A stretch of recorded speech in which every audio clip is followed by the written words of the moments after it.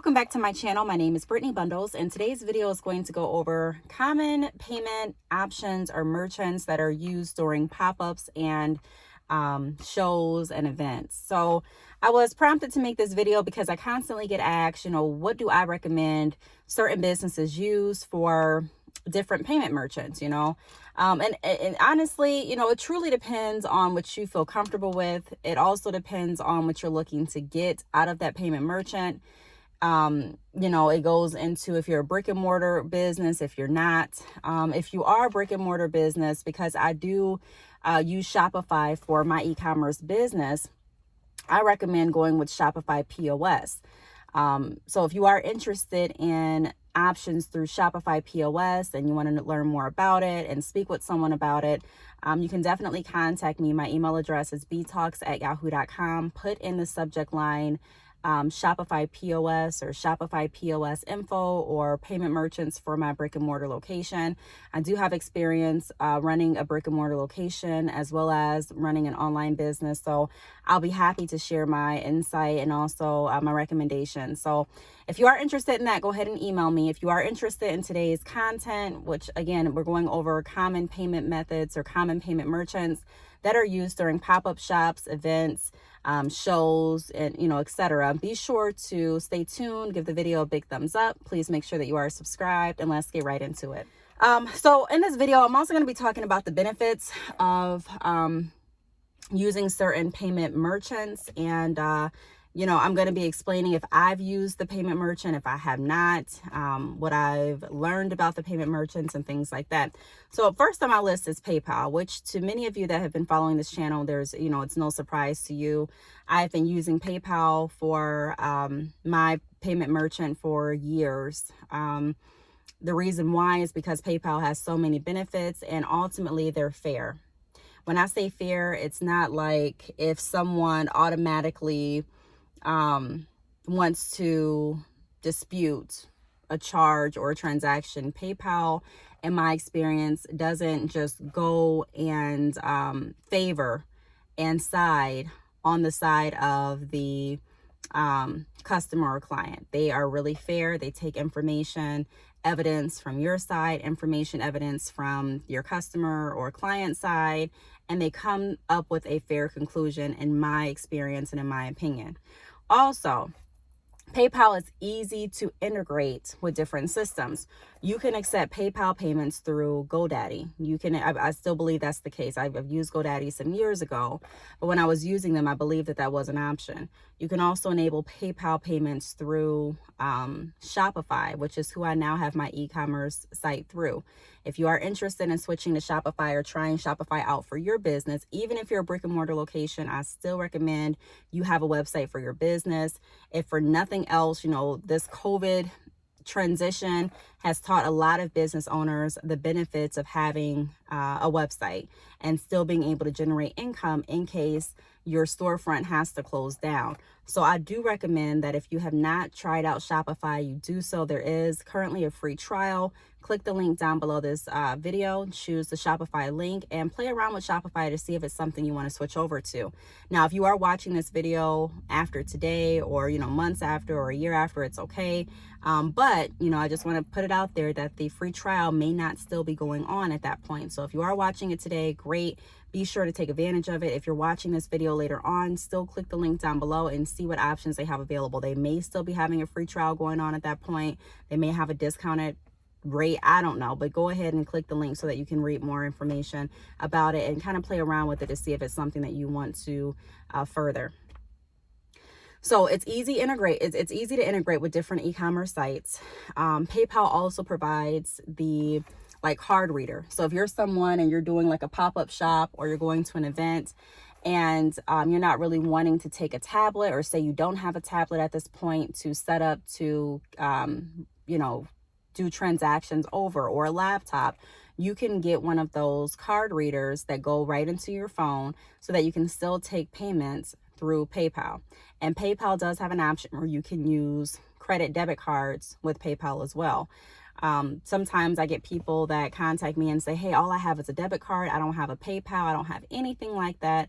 And I want to pay using my debit card. Well, you can, as long as your debit card is attached to your PayPal account. So I have walked people through the steps of how to add their bank account or their debit card to their PayPal account so that they can use credit or debit or their bank account through PayPal to make their purchase. So PayPal is the first payment method that I wanted to point out. This is a payment method that is very common, that I use myself, and that has a lot of benefits. Now, also, when I'm talking about benefits, I want to mention this.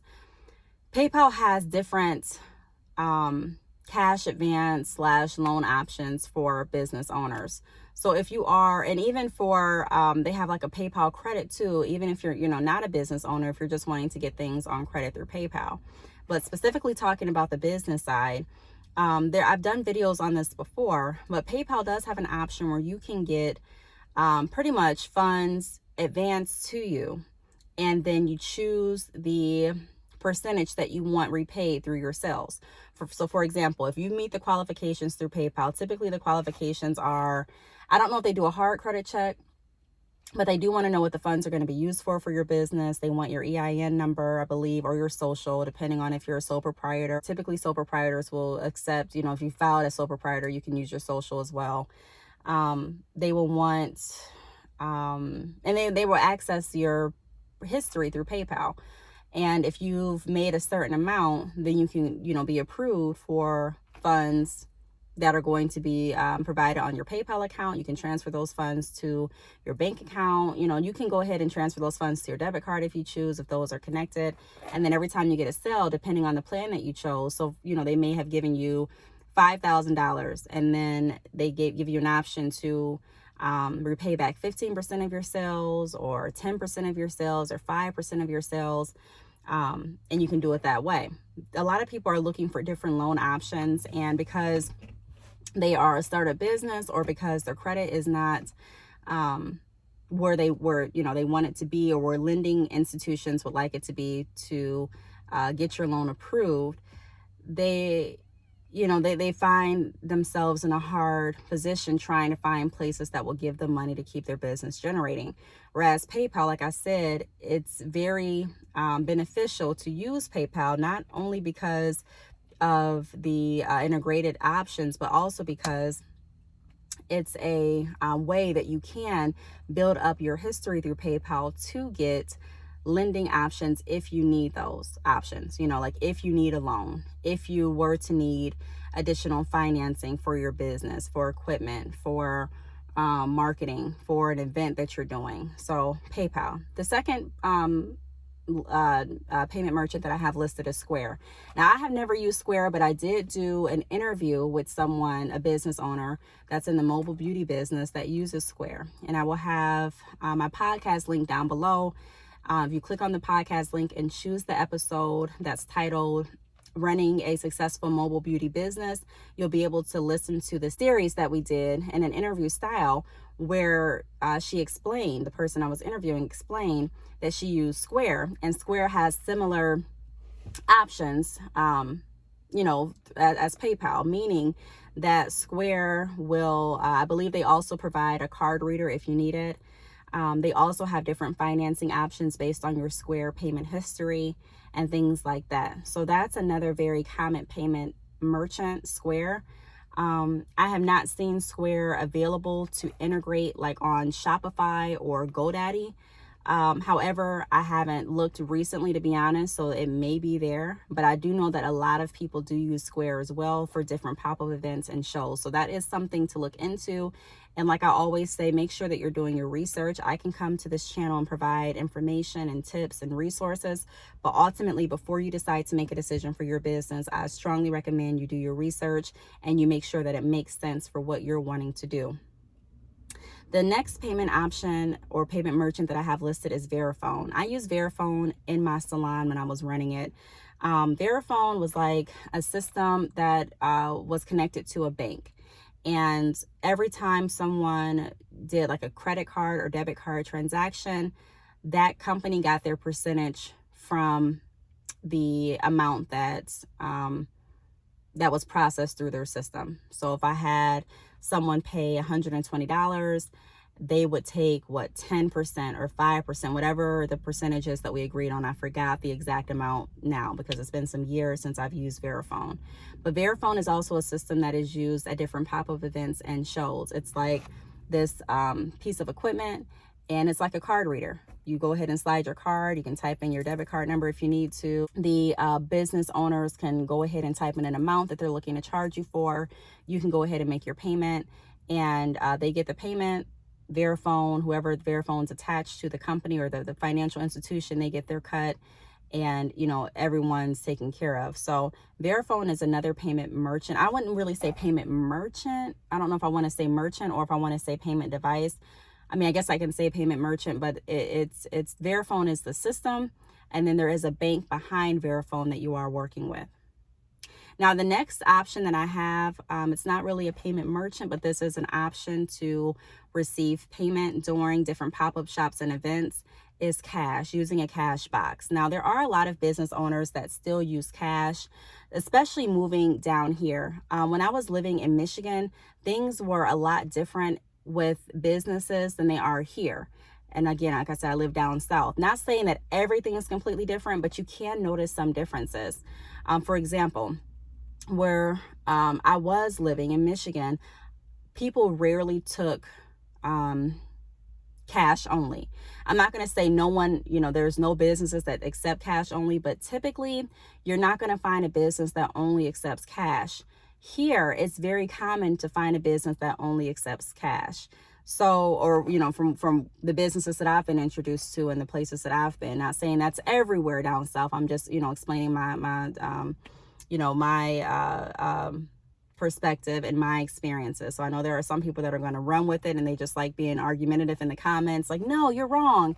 I'm not saying that there's no places or that every place that I've run into accepts cash only. I'm just saying that there's more places down here than there were up there that accept cash only. So cash is also an option. It's also a way to keep your business running and generating income when you are at different events. I would recommend getting a cash box that locks, though. There are lots of business owners that that do accept cash only that I've seen that use their pocket as a means of like their safety deposit box. And although you may feel like there's no threat to you and you may feel like no one's going to try you, I'm not saying they will. I'm just saying, looking on the outside, it seems safer. And I believe that it would be safer to invest in a cash box if you are someone that's going to accept cash payments only, especially if you're going to be at an event with lots of people. They do have different cash boxes available on, I believe, Amazon. I think Walmart has some. I forget where I purchased mine when I was in the salon, but I had one as well. But there's multiple places. I even think you can go to like Office Depot for a cash box. But getting a cash box that actually locks would be beneficial, in my opinion, if you are looking for different payment options during pop-up shops, shows, and events. Also, if you're not accepting cash only, but you are accepting cash, it's still beneficial to invest in a cash box. So for my circumstance, I was accepting card payments, but I also accepted cash sometimes. So it was beneficial for me to have a cash box as well. Now, the fourth payment option or merchant that I have is Shopify POS, so Shopify point of sale.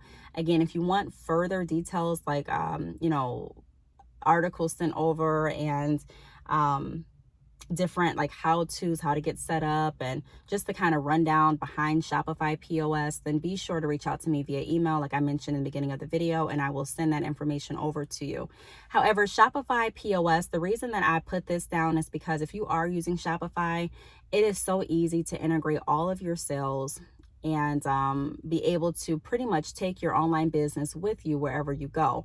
So you'll have access to be able to pull up repeat customers and clients, which is going to strengthen that relationship between your repeat customers and clients.